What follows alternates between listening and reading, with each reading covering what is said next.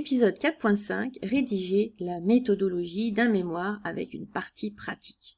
Alors, la méthodologie correspond à l'ensemble des méthodes, des outils, des procédures mises en œuvre au cours de votre partie pratique.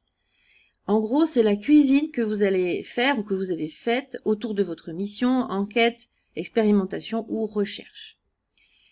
L'objectif de ce paragraphe est de transmettre au lecteur suffisamment d'informations sur votre méthodologie afin qu'il puisse refaire exactement la même chose. C'est un petit peu, si vous voulez, comme une recette de cuisine. Donc on partage l'expérience, c'est ultra pratique, c'est précieux et c'est partagé donc avec les membres de votre entreprise par exemple ou avec la communauté scientifique ou médicale. Et l'autre intérêt, eh bien, c'est que ça permet de juger de la qualité de votre démarche. Donc la méthodologie, c'est quelque chose qui est très très regardé par les membres du jury. Alors attention, la méthodologie doit être adéquate. Ça veut dire quoi? C'est qu'elle doit permettre de répondre à la question posée dans la problématique. Vérifiez que les moyens concrets que vous comptez mobiliser ou que vous avez mobilisés sont en adéquation et permettent réellement de répondre à votre question et à vos objectifs. Par exemple, si vous devez faire des dosages très précis d'une molécule, vérifiez que la méthode de dosage est suffisamment sensible pour le faire.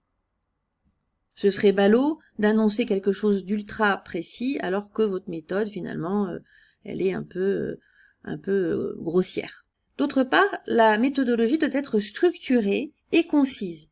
N'hésitez pas à mettre des titres, des sous-titres, sans blabla, sans fioritures. Soyez factuel, donnez des informations essentielles pour que le lecteur puisse refaire la même chose. Enfin, la méthodologie doit être argumentée. Cela veut dire que vous devez justifier vos choix méthodologiques à chaque étape. Par exemple, vous avez utilisé tel outil, expliquez pourquoi, vous avez utilisé telle procédure, tel type de dosage, etc. À chaque fois, vous devez argumenter et, si possible, référencer par des articles qui ont été publiés et qui sont donc solides sur le plan scientifique. Alors, sachez qu'il n'y a pas de méthodologie type, mais vous pouvez demander à vos directeurs de mémoire, à vos collègues dans votre entreprise ou dans votre laboratoire, afin d'avoir des informations sur ce sujet, sur des thèmes comparables aux vôtres. Ce n'est pas la peine d'enfoncer des portes ouvertes ou de réinventer le fil à couper le beurre. Ensuite, vous pouvez vous appuyer sur les publications existantes portant sur votre sujet et vous inspirer de la façon de présenter la méthode par les experts, par les spécialistes. Ce qui est important, c'est de distinguer la méthode, les détails de votre cuisine avec les résultats. Les résultats, on les réserve pour un chapitre à part.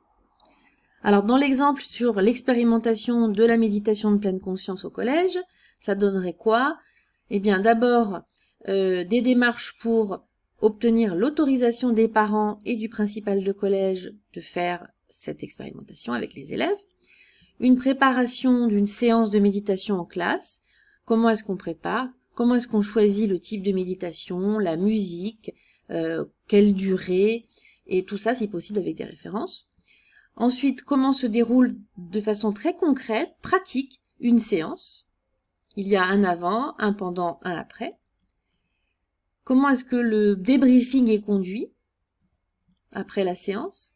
Quel est le calendrier des séances, c'est-à-dire le rythme?